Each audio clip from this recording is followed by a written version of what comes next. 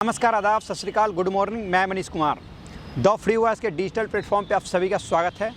दोस्तों, हाल फिलहाल में एक रिपोर्ट जारी की गई है। जर्मनी की एक संस्था है वेल्थ हंगर लाइफ और एक आयरलैंड की संस्था है कंसर्न वर्ल्ड लाइफ के द्वारा, वर्ल्ड वाइड के द्वारा इस रिपोर्ट ग्लोबल हंगर इंडेक्स जारी की गई है, वैश्विक भूख सूचकांक। इस रिपोर्ट में भारत का जो स्थान दिया गया है 107वां स्थान दिया गया है 121 कंट्रीज़ में। और आपको बता दें कि यह रिपोर्ट हर साल जारी की जाती है। पिछले साल इस रिपोर्ट में भारत की जो स्थान थी 101 स्थान थी, वहीं इस साल जो रैंक है भारत की 107वीं रैंक है 121 कंट्रीज़ में। दोस्तों, चलिए समझने की कोशिश करते हैं कौन सी पैरामीटर पे इसको जांचा और परखा जाता है।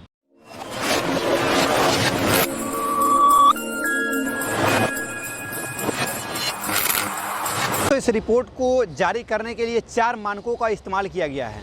4 मानक इस क्रम में हैं। पहला मानक है कैसे 5 साल से जो कम बच्चे हैं उनका शारीरिक विकास कितना हो रहा है। दूसरा जो मानक है, जो 5 साल से कम बच्चे हैं उनकी हाइट कितनी बढ़ रही है, वेस्टेज कितनी है, उनकी हाइट कितनी बढ़ रही है।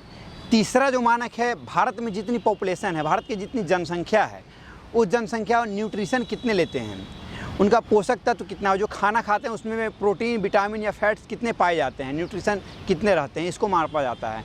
जो चौथा पैमाना है इसको मापने का, वो है जो भारत में मोटिलिटी रेट कितनी है, मृत्यु दर कितनी है, बाल मृत्यु दर। 5 साल से कम बच्चे हैं, वो पोषण तत्व के कमी के कारण कितनी मृत्यु होती है। और सबसे आश्चर्यजनक बात यह है, जिस पर सरकार भी सवाल खड़े कर रही है, ह्यूमन एंड चाइल्ड डेवलपमेंट मंत्रालय की तरफ से बाकायदा एक लिखित क्लेम आया है इस रिपोर्ट को खारिज करते हुए कि जो रिपोर्ट जारी की गई उसमें मात्र 3000 का सैंपल लिया गया है। 3000 लोगों के सैंपल के आधार पे करीब 100 करोड़ 141 करोड़ जनसंख्या को मापना यह कहीं वाजिब नहीं ठहराया जाता है। यह क्लेम भारत सरकार के द्वारा किया जा रहा है।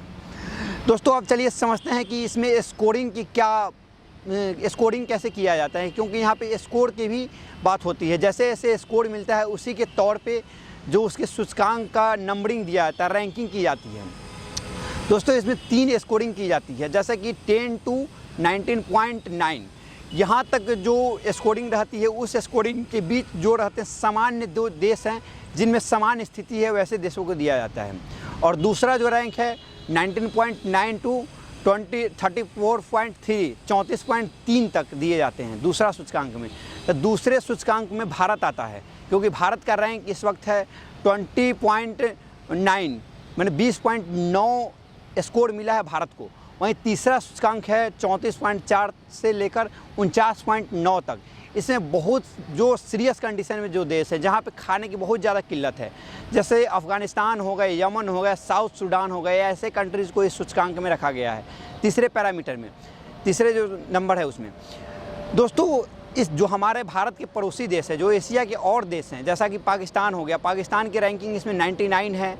यहीं अगर नेपाल की रैंकिंग देखें तो 81 है, बांग्लादेश की रैंकिंग देखें तो 84 है, और श्रीलंका की रैंकिंग देखें तो 64 है।